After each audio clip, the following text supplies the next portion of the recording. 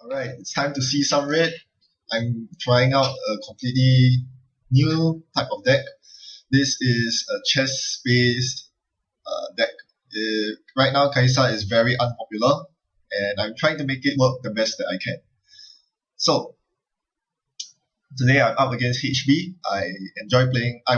Do want to play against Glacier decks, red coats, HB, RP, all sorts of ice-based decks, because this is exactly what my deck is built to do. To crush the opponent with my huge suite of programs into making very efficient runs and destroying all the ice. This deck is actually not really one that leverages on the penetrating power of knights. I would say that the most important Caissa in my deck is the bishop, because I'm running 3 parasites.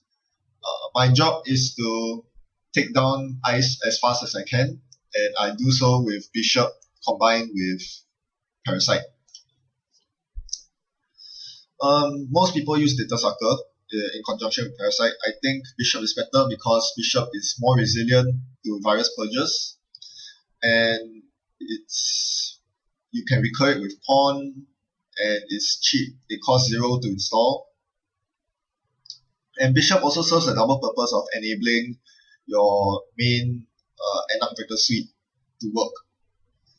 Unlike Data Sucker, if you are facing out against a 5 strength Code Gate or Sentry, you need to spend 2 Sucker tokens every run just to be able to get through the ice. Whereas for bishop, you just plant the bishop on the ice and you're done. Your job is done.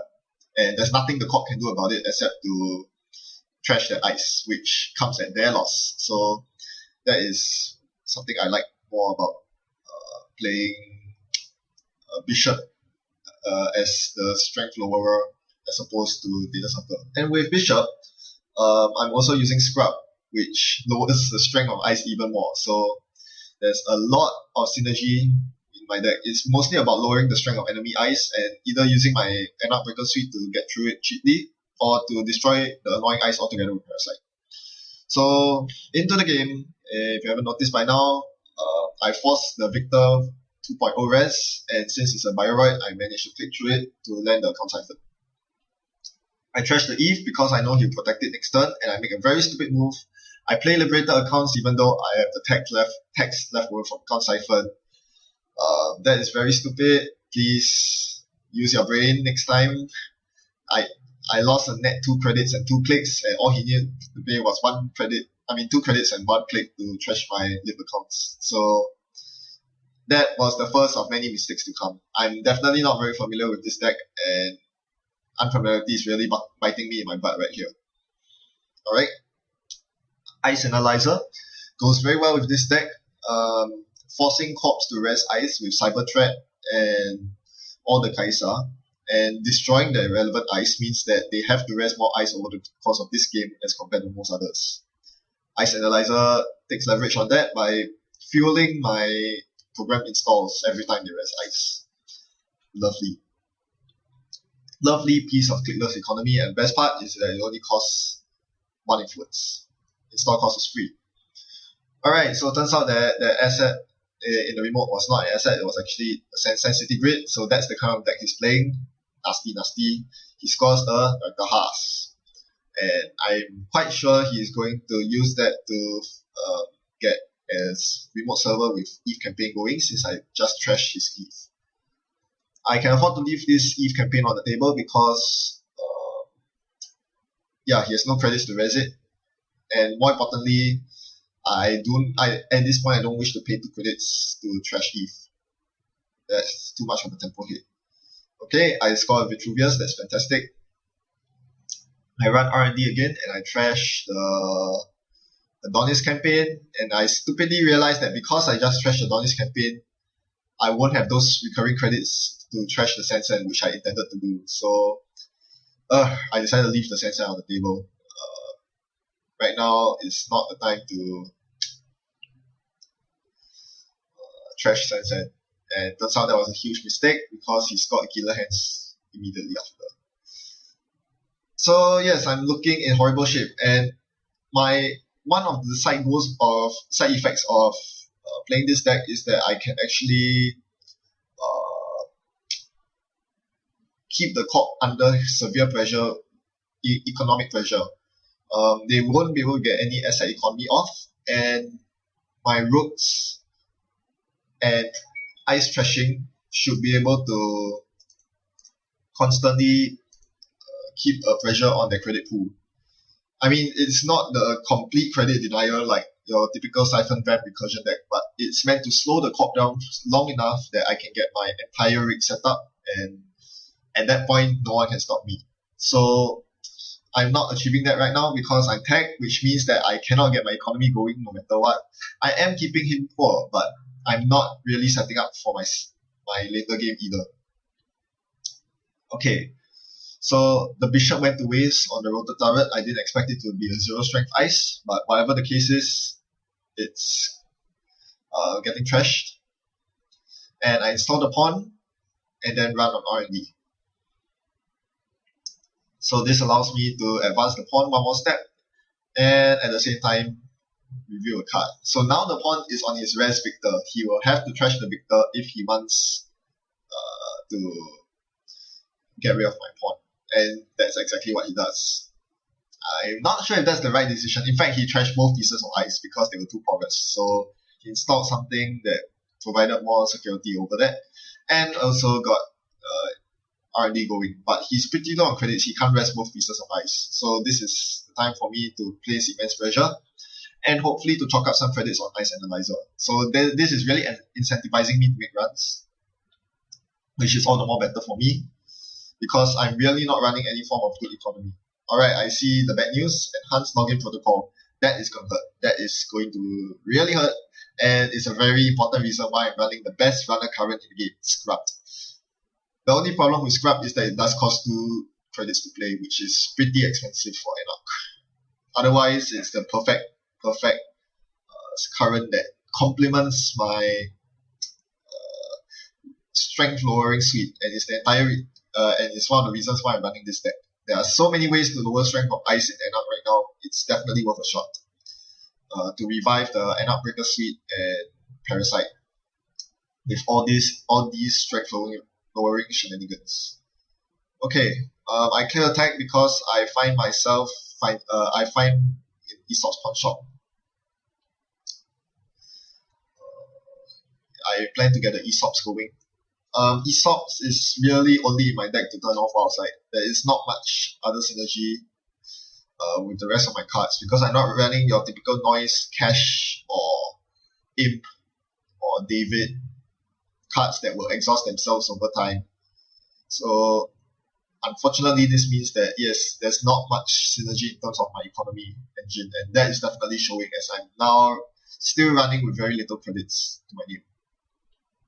I find a Liberator accounts, but I can't play it. The 6 credit hedge is so tall.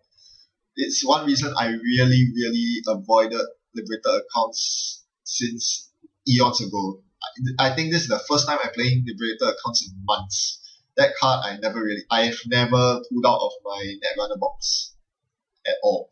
Because 6 credits, that's ridiculous. If it's 5 credits, maybe because it's a worthy opening, but 6 credits, it's terrible. Although you have to agree that it is one of the best sources of burst economy for to gain 10 credits, and in Enoch faction no less. So that's the reason why I'm using Liberated. But right now I'm just spending my clicks to draw up a bit and gain a bit of credit so that I can finally get past the Liberated account hedge. Alright, he gets the Eve rest finally, and I need to challenge it. Stopped by a lowly quandary. I can get through it with a York. That's what I'm looking to do. I need to place pressure on his economy, even though he's HP engineering the future, even though he has skill hand squad.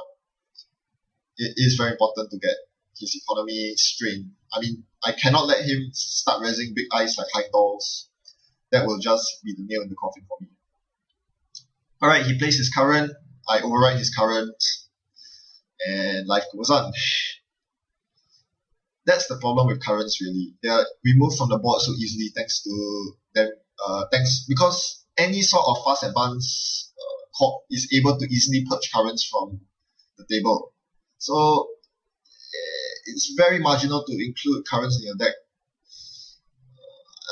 I don't really like it because, yeah, your -2 strength will only last for a couple of turns, and then they'll fast advance the breaking news or domestic sleepers or whatever it is, or biotic label something out, and there you go. Your current is gone. You just wasted 2 credits and a click and a card and deck space. Yeah, so that's why I'm not a really big fan of currents, but at the same time, there are cards like Enhanced Login Protocol that are too nasty for me to ignore, and the -2 strength is actually pretty important in my deck when it comes to getting my deck to work, so that's why I have to include it. Alright, I joined the Donut Antagonist, not going to come into much use this game. And I see a Lotus Field. I attempt to trash the ETH, but then I quickly realize, yes, I can't get through it. Even though I've scrubbed and yelped out, the strength of Lotus Field cannot be lowered. Thanks, but no thanks. That is what the knights are for. I have 2 knights in my deck. They are there to counter all those single subroutine nasty cards like Flare, Susano no Mikoto, and in this case, Lotus Field. Unfortunately, I'm not drawing those knights, so there's no way I'm trashing that ice. He gets another Sensen going. Bad news bears. I need to challenge that. So my knight gets on the table. I intended to use that knight to get past the Lotus Field, but in this case, the Sensen is more important to trash. Otherwise, he's just going to chain everything out for the game. So, thank goodness I had knight, otherwise I wouldn't have been able to get past that, and I would have lost my York or edit. Alright, he gets another asset going in the remote. I can't afford to pay 4 credits each time to check it, so now I'm just playing the Siphon and hoping for the best. It's an Ichi. Very well. I will click through the first 2 subroutines and he can trace me for the tag and brain damage. Okay, right now I don't really care about the tag anymore. There's only liberator accounts and the ice card on the table. So he can trace me for something. In the meantime, I'm furiously digging for my keyhole. That is the only form of multi-access pressure that I can place on the court. In the meantime, he actually dumps all his credits into Trace, knowing that he can get 4 credits at the start of his next turn, thanks to ETH campaign. So that's a very smart move by him, preventing me from getting rich through Siphon. And yeah, since he has no credits left, there's no point in me to continue with the Siphon. I just whack his server instead. In case you haven't found out by now, I'm in a very bad position. Even though I managed to sneak out the ABT from his hands, this is definitely not somewhere I want to be at all. I haven't found a keyhole, which is really causing problems because his R&D is actually completely porous. Wall of Static costs 2 credits to get through, and Victor is free thanks to Bishop. So once I get my keyhole out, I can actually mill agendas from R&D until I win the game. Alright, he shows the Eli. I don't pursue the meta. And I continue digging for my keyhole. There are 2 keyholes in my deck, and I've dug through a third of my deck, not a single keyhole to be seen. So this is terrible, and now he puts himself on match point with a biotic labeled Vitruvius. My time is limited. Thankfully, his ETH campaigns are running dry, so he's down to 2 credits. It'll take him quite a while before he can fast advance anything again. There are data suckers in my decks to deal with non-glacier decks, but I'm considering taking data sucker out. It's just not that good in today's meta anymore, data sucker. Virus purging is now a real thing, and that's why bishops are more reliable in terms of getting lowering strength. Alright, keyhole. Nice to see you. Where have you been all this while? Yeah, about time. So I'm thinking of how to approach this. The other problem is that there is a Jackson Howard in that server, so keyhole is pretty nullified. I'll need to run the Jackson Howard before I can attempt to do any keyhole shenanigans. So that's what I do. I waste 4 credits just to run the Jackson. Pretty painful.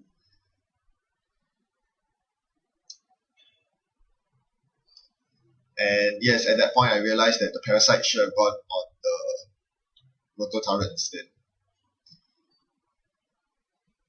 because I won't be running the Eli too many times. I can just click through or pay through it.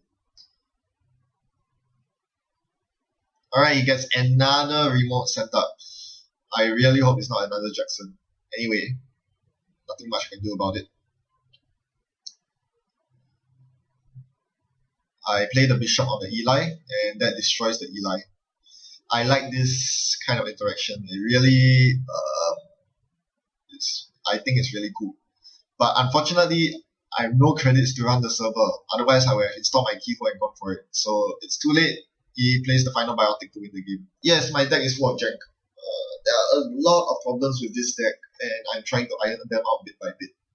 For starters, I'm not sure if Account Siphon is the right way to go, even though it's in line with my plan of keeping the core poor alongside Rook and Whizzard's asset economy denial. Unfortunately, the tags are a horrible side effect for a deck like mine that heavily relies on resource economy to get going. Account Siphon is too much of a tempo hit for me, as much as it is for the core. Card draw is a huge problem.